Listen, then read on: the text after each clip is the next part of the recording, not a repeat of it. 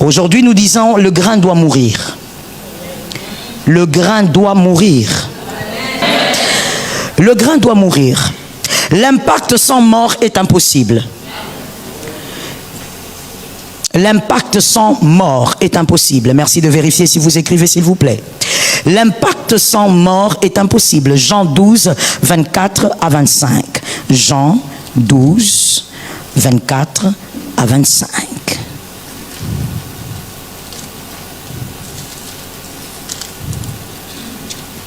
Jean 12, 24 à 25. En vérité, je vous le dis, si le grain de blé qui est tombé en terre ne meurt, il reste seul. Mais s'il meurt, il porte beaucoup de fruits. En vérité, je vous le dis, si le grain de blé qui est tombé en terre ne meurt, que quelqu'un écrive quelque part, il ne suffit pas de tomber, il faut mourir. Le grain peut tomber sans mourir. Il ne faut pas seulement tomber, mais il faut mourir. S'il ne tombe, il reste seul. Mais s'il meurt, il porte beaucoup de fruits. Le mois d'avril va commencer, tu dois être équipé et porter beaucoup de fruits. Mais pour ça, il y a quelque chose absolument à faire, il faut mourir. Écrivons s'il vous plaît. Toute vie que l'on veut garder finit par nous perdre. Toute vie que l'on veut garder finit par nous perdre. Toute vie que l'on veut garder finit par nous perdre. Celui qui comprend la vérité de la perte pour gagner impactera.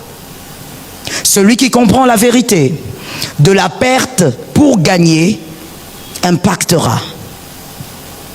Il n'est pas possible d'impacter sur terre sans comprendre cette réalité. Perdre pour gagner. Lui-même Jésus l'a fait. C'est le grand modèle. Une histoire ne se raconte pas parce qu'elle a commencé.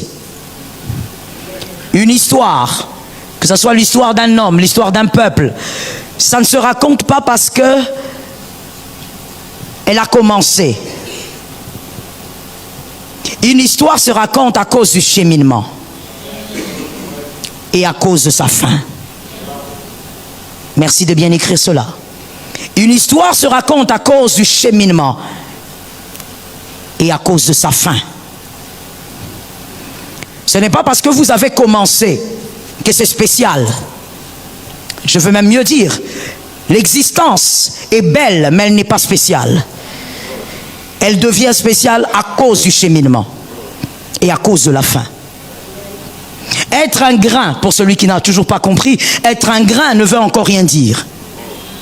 Si vous restez un grain, vous n'avez rien fait, vous n'avez même pas commencé. La gloire ne se cache pas dans l'être. La gloire se cache dans le devenir. Être, on peut être, mais devenir, c'est rare. C'est pour certaines personnes. Car le devenir demande de l'effort. Le devenir demande de la discipline et le respect de certains principes. Voilà pourquoi d'ailleurs la Bible nous a dévancé des siècles avant. La Bible dit, Ecclésiaste 7, 8, le verset emblématique connu par la plupart des circoncis. Ecclésiaste 7, 8. Ecclésiaste 7, 8 dit: vaut mieux la fin d'une chose que son commencement. Mieux vaut un esprit patient qu'un esprit hautain. L'Écriture l'a dit des siècles avant. Vaut mieux la fin d'une chose que son commencement. C'est-à-dire le sens d'un commencement, c'est sa fin.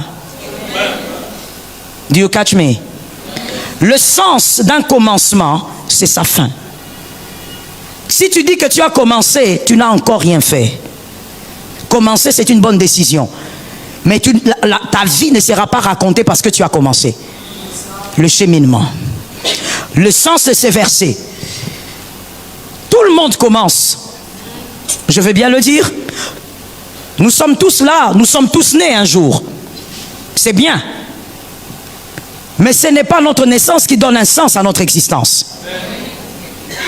C'est ce qu'on fait avec notre naissance. Qu'est-ce que vous faites de votre existence? C'est le sens de ce verset. Vaut mieux bien terminer et on parlera de ta vie. Si le cheminement est emblématique, on parlera de ta vie. Exister n'est pas suffisant. Le grain doit mourir.